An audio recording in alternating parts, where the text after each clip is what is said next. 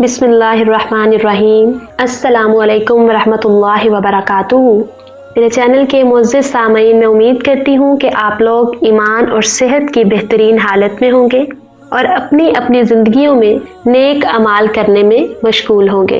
बगैर वक्त ज़ाया किए चलती हूँ अपने आज के मौजू की। चांचे इन्हीं दिनों इनके शिद्दत मर्ज के ज़माने में वहाँ मक्का में ही रसूलुल्लाह सल्लल्लाहु अलैहि वसल्लम एक रोज जब खुद इनकी इयादत के लिए तशरीफ लाए, दर्ज झेल सूरत हाल पेश आई जो साद रजी अल्लाह तआला अन्हु ने खुद अपनी ज़ुबानी बयान की है। तर्जुमा। हज़रत साद बिन अबी वक़ास रजी अल्लाह तआला अन्हु फरमाते हैं, हजरतुल विदा के साल जब मैं शदीद बीमार हो गया था, अब रसूलुल्लाह सल्लल्लाहु अलैहि वसल्लम मेरी इयादत के लिए तशरीफ लाए। उस मौका पर मैंने अर्ज किया, ए अल्लाह के रसूल सल्लल्लाहु अलैहि वसल्लम, इस दर्द की वजह से मेरी जो हालत हो चुकी है वो तो आपके सामने ही है और मैं साहिबे माल हूँ, जबकि मेरी इकलौती बेटी के सिवा और कोई मेरा वारिस नहीं है। लिहाजा क्या मैं अपना 2/3 माल अल्लाह की राह में सदका कर दूं? आप सल्लल्लाहु अलैहि वसल्लम ने फरमाया, नहीं। तब मैंने अर्ज किया, अल्लाह के रसूल सल्लल्लाहु अलैहि वसल्लम आधा माल? आप सल्लल्लाहु अलैहि वसल्लम ने फरमाया, नहीं। तब मैंने अर्ज किया, ए अल्लाह के रसूल सल्लल्लाहु अलैहि वसल्लम 1/3 माल? आप वसल्लम ने फरमाया, 1/3 बहुत काफी है। फिर आप सल्लल्लाहु अलैहि वसल्लम ने मजीद फरमाया, अगर तुम अपने वारिसों को खुशहाल छोड़कर जाओ तो ये बहुत बेहतर है बनिस्बत इसके कि तुम इन्हें मुफलिस और कंगाल छोड़कर जाओ, कि वो लोगों पर बोझ बने रहे और इनके सामने हाथ फैलाते रहे। तुम जब भी अल्लाह की खुशनुदी की खातिर जो कुछ भी खर्च करते हो, हत्ता कि जो लुकमा तुम अपनी बीवी के मुंह में डालते हो, इस पर तुम्हें अल्लाह की तरफ से अजर सवाब अता किया जाएगा। तब साद कहते हैं कि मैंने आप सल्लल्लाहु अलैहि वसल्लम से दरियाफ्त किया, क्या मैं अपने साथियों के बाद यहाँ मक्का में तन्हा रह जाऊंगा? आप सल्लल्लाहु अलैहि वसल्लम ने फरमाया, तुम अगर अपने साथियों के बाद तन्हा रह भी गए तब भी तुम्हारे लिए बेहतरी ही है, क्योंकि जब भी तुम महज अल्लाह की रजा की खातिर जो भी अमल अंजाम दोगे उससे तुम्हारे दर्जात में ज्यादती और बुलंदी ही होगी।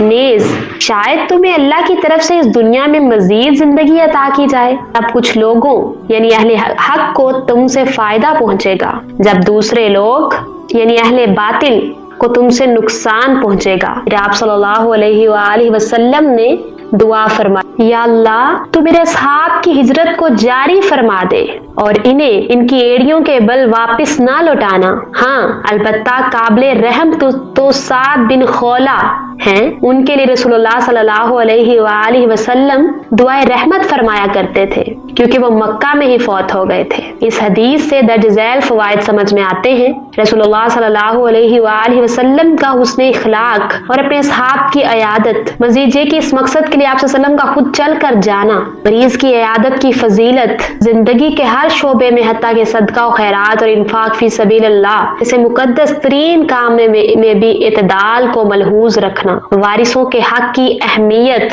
नेज इनके लिए फिक्र और जुस्तजू और इन्हें दूसरों की महताजी और मुफलिसी से बचाने की जरूरत, नेज वारिसों के हक की हिफाजत की गर्ज से सलस यानी महज 1/3 माल सदका या वक्फ करने पर इक्तफा और इससे ज्यादा सदका करने की मुमानियत, मरीज के सामने ऐसी गुफ्तगू की जाए जो इसके लिए हिम्मत और तकवीयत, तसल्ली और हौसला अफजाई का सबब बने, इस पर खुशगवार नफ्सियानी असरात मुरत्तिब हो, उम्मीद मजबूत हो और मायूसी और नाउमीदी का खात्मा हो। जैसा कि इस मौका पर साद बिन अबी वक़ास रजी अल्लाह तआला अन्हु को मौत का अंदेशा लाहिक था, जबकि रसूलुल्लाह सल्लल्लाहु अलैहि वसल्लम ने उन्हें मुखातिब करते हुए ऐसी बातें इरशाद फरमाई जिनसे उनके दिल में ये उम्मीद पैदा होने लगी कि मैं तो अभी शायद काफी अरसा मजीद जिंदा रहूंगा। यहाँ तक कि आप सल्लल्लाहु अलैहि वसल्लम ने ये भी फरमाया कि शायद तुम्हें मजीद जिंदगी गुजारने का मौका दिया जाए, तब कुछ लोगों को तुम्हारे जरिए बड़ा फायदा, जबकि दीगर कुछ लोगों यानी अहले बातिल को तुम्हारे जरिए नुकसान पहुंचेगा।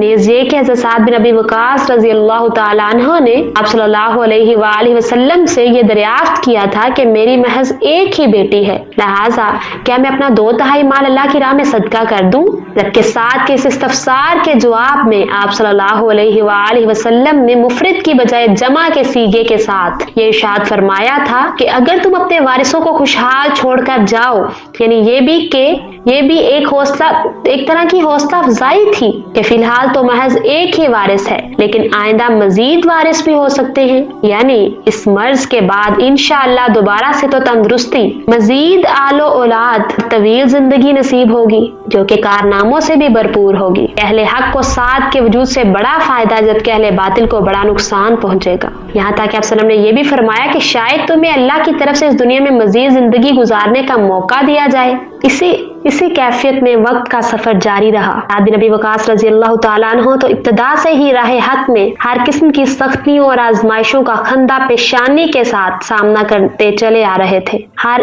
आजमाइश में सुरखरू और कामयाब होकर निकलते, जिसके नतीजे में उनका मुकाम और मर्तबा मजीद बुलंद हो जाता। सबसे पहले तो दीन इस्लाम के इब्तिदाई दौर में मुशरिकीन मक्का की तरफ से इज़ार सानिया, फिर खुद अपने ही घर के अंदर माँ की तरफ से भूख हड़ताल का वो तकलीफ दे सिलसिला, फिर घर बार और सब कुछ छोड़ छाड़ कर मक्का से हिजरत, फिर गज़वा बदर के मौका पर छोटे भाई की शहादत, इस गम पर सब्र से काम लेना और बस अल्लाह से अजर सवाब की उम्मीद बांध लेना, फिर ओहद के मौका पर दिन भर मुसलसल तीर अंदाजी और फिर तकलीफों और आजमाइशों से भरपूर इन्हीं यादों के दरमियान आखिर कानों में गूंजते हुए रसूलुल्लाह सल्लल्लाहु अलैहि वसल्लम के वो यादगार इल्फाज, एसाद यूं ही तीर चलाते रहो मेरे माँ बाप तुम पर कुर्बान। सुभान अल्लाह।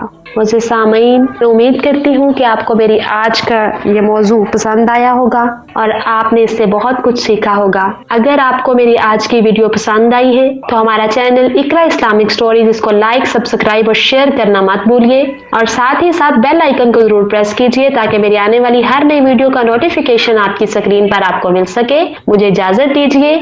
अल्लाह हाफिज।